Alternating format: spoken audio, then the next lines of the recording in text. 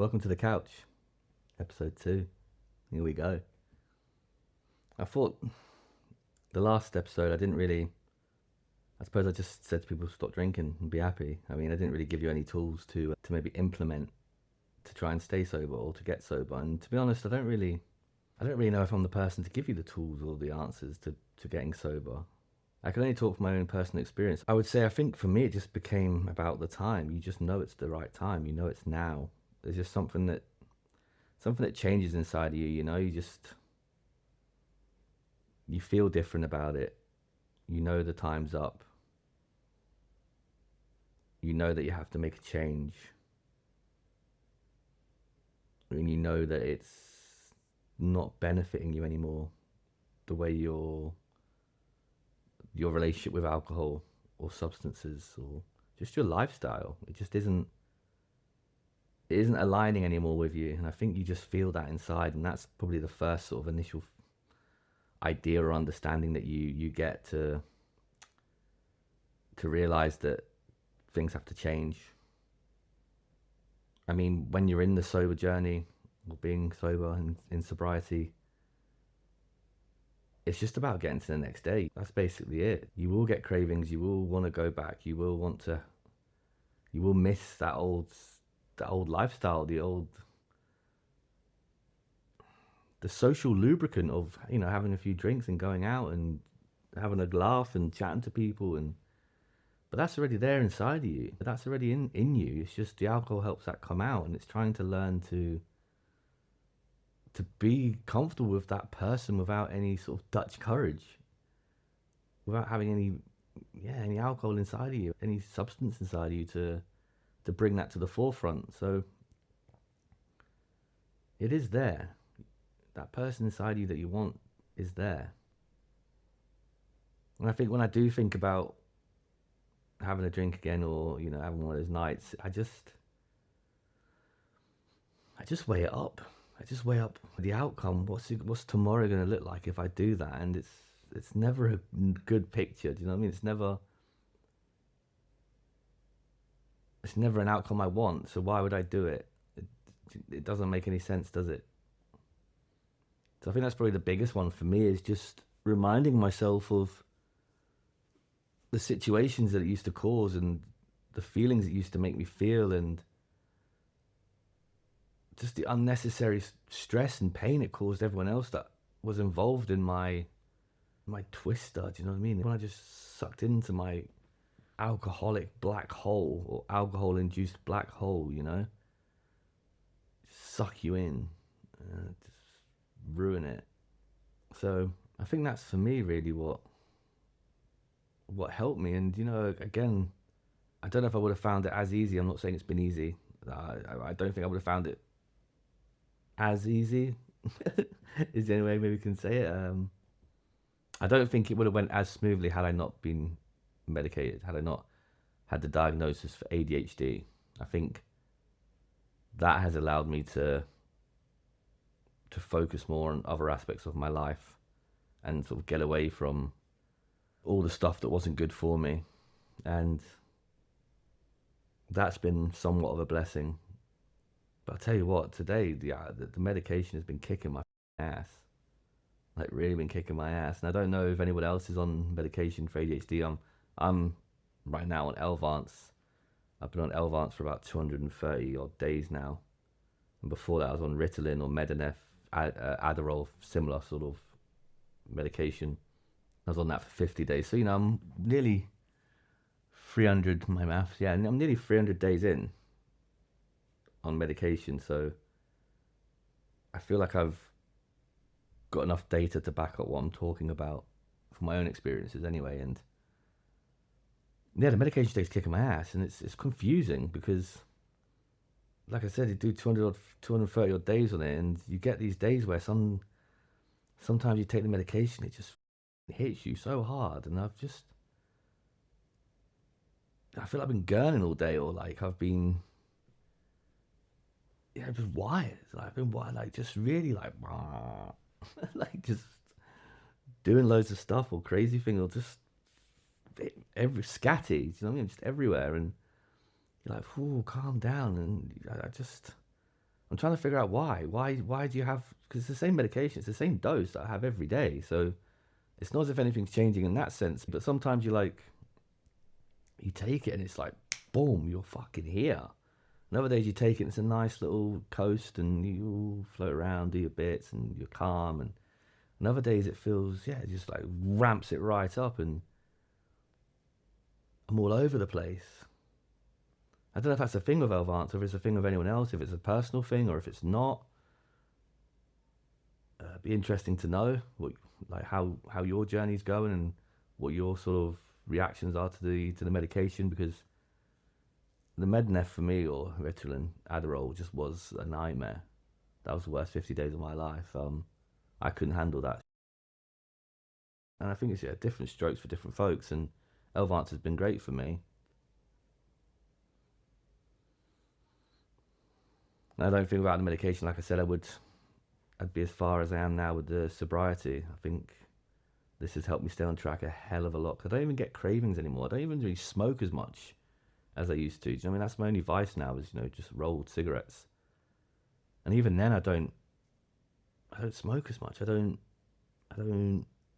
feel the need to smoke or go to my box like I used to. Like before, my box used to just be an instantaneous thing. I'd come in from wherever I was, I'd come into my apartment. First thing I'd do, straight over to the box. Like not even a thought about what I'm doing. It was just so it was just so habitual. It was just so magnetic, like just me drawn to the box. It was just like a moth to a flame. It was crazy, man. And I don't even miss the. I don't even miss the. I thought I'd missed the so much. I really did. It doesn't even bother me now. Like the other day, I was sitting on this coach here, sitting on this couch, and I was watching a program on TV, and I was laughing to myself, thinking, I can't believe I used to lay on this sofa, absolutely high as just vegetabilized. Is that even a word? Just vegetating. I was just vegetating, and I thought that was okay. Like, well, I didn't think it was okay, but I didn't really have a. I did have a problem with it, I suppose, but I didn't. I didn't want to change it. Like, it was alright. It wasn't too bad, I think. And now I look back and I think, what the was I doing? Like, why would I do that? Madness. Just for no reason. I would just smoke and smoke and smoke, and it was basically to go to sleep. I think, yeah, it probably is. Like, I think it was to go to sleep. I'd need to smoke so much, otherwise I'd be fearful that I wouldn't sleep. So I was just, by the time I got home, I was just slowly knocking myself out, just joint after joint after joint, and it wasn't to enjoy or to mellow out as such, or to release like decrease my stress, and it was solely just to put me in a coma to go to sleep. I don't know how I've got to here. How did I get to here? How did I start? Sobriety tools. How the f- I ended up here? um, oh yeah, because I wanted to tell you about the sobriety tools. So it's coming up to Christmas as well, and that's going to be difficult. That's going to be difficult. So even I found that difficult last year. I know I was very early on in my sobriety last year in December, because I stopped drinking. I think October it was, and yeah, I felt it Christmas time. You're walking past the pubs and you're hearing the Christmas music and you're hearing people singing and laughing, and even when you go to Christmas markets and there's mulled wine and there's all that going on, and yeah, Christmas parties, and everyone's having a drink and letting loose and having a dance and going a bit crazy, and you're just sort of trying to feel yourself into it. And you really wish that you were like, you could get involved and have a good time and not have to rely on the alcohol, but it's hard, man. It's hard when that's all you've known, and that's the culture, and that comes with the situation. Do you know what I mean? A drink and and a party, a drink and let loose. And it's very hard to find that when you're not drinking. But try and stay strong though over the Christmas period. It's important to stick to your guns, and you're doing it for you, not for anyone else. But I know it'll be hard. And like I said before at the beginning, remember what tomorrow's going to be. How are you going to feel tomorrow? Is it really worth it? Is it worth the hangover? Because the hangovers used to kill me, man. And I do not miss them. Like, is the hangover worth it? Is the feeling of embarrassment or anxiety or shame or guilt, is that worth it? Is having to apologize to everyone that you've off again worth it? It's not, is it? It's really not. I mean, you go out and you drink so much you wouldn't even remember your night. So, like, is it worth going out to feel how you feel the next day for a night you don't even remember?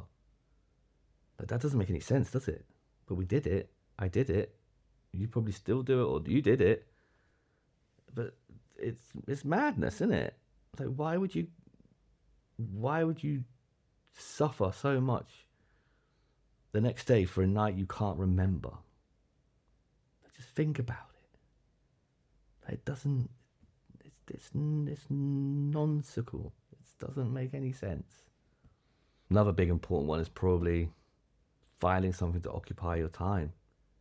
Because, I mean, if you're anything like me, the only way you occupied your time was by going out and having a drink and having a laugh and living for the weekend.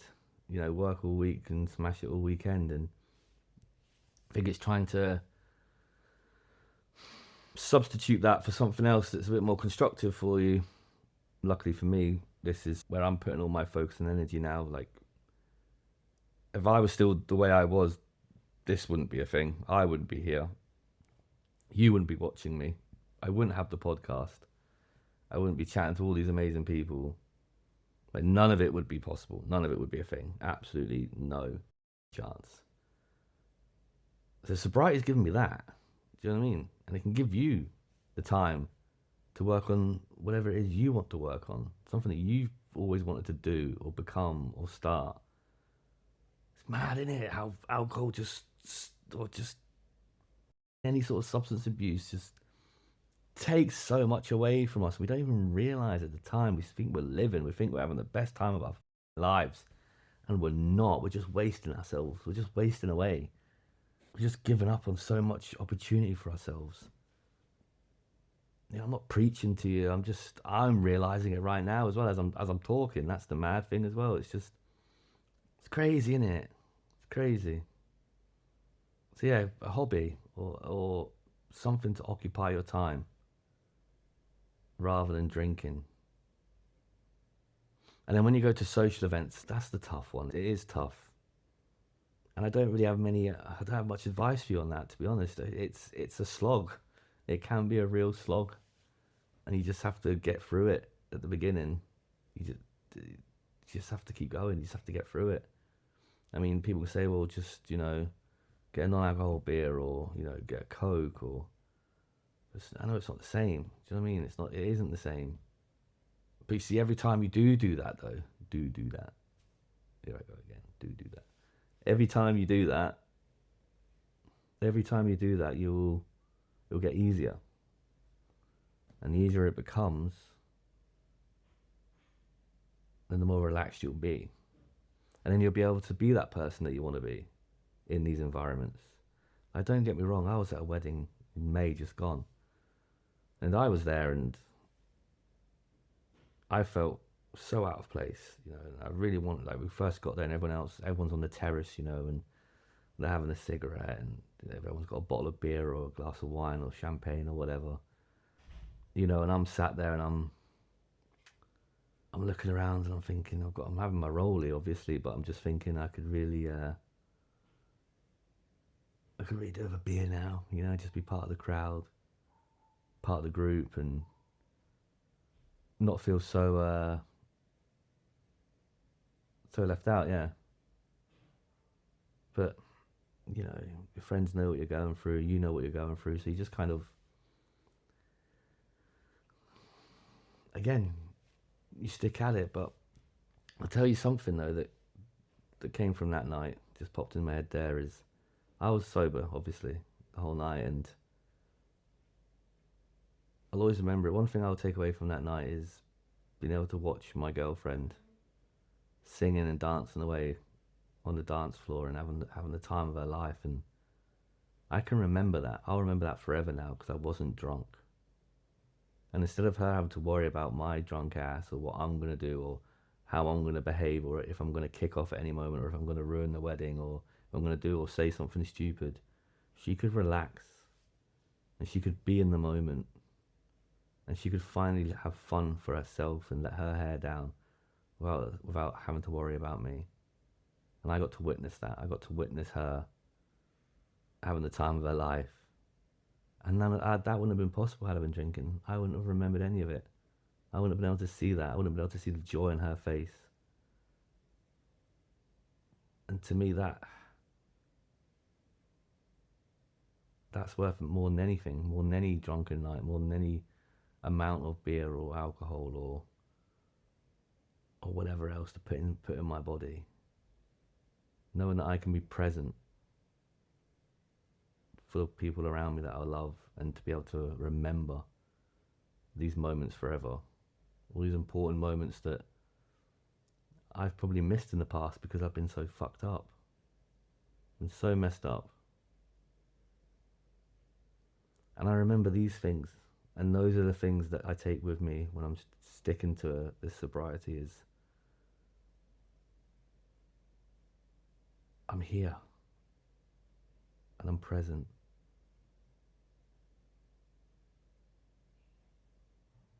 And that's wonderful, man. That's powerful.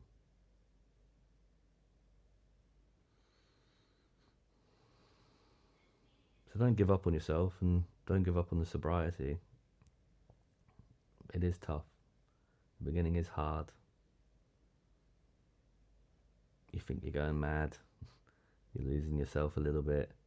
But you're not losing yourself, you know. Sometimes you think you're losing yourself, but you're actually finding yourself. I think that's the difference. And that's what you have to keep inside here. Is that you're not lost. You're you're on your way. You're on the right path. And believe in yourself and believe in that. You're doing the right thing and you're exactly where you're supposed to be. But yeah, I know that probably covered a lot of stuff there and I don't really know where I went with all that. Can't tell you. I'm gonna have to I'll watch it back and I'll be like, what? I just went at that. There is no rhyme or rhythm or reason to anything I've just said probably. Well, there's reason, there's definitely reason. There's probably no rhyme or rhythm. It's a bit all over the place, isn't it? But that's me. um, I hope you enjoyed it. Tune in next time for episode 3. I have no idea what we'll talk about, but we'll talk about something. This is fun, man. I enjoy this. This is good therapy for me. I hope it helps you as well. It helps me process whatever's going on in this brain of mine. But have a wonderful, wonderful day, wonderful week, and I'll catch you next time. Until then, you be good to yourself. And remember, I'm going to be that guy now. Like and subscribe. It really helps. And catch the podcast as well over on Spotify, Apple, and on YouTube. Tomu, the Open Mic Unfiltered. I'm Cameron. This is The Couch. This is Cammy's Conversation Couch. See you next time.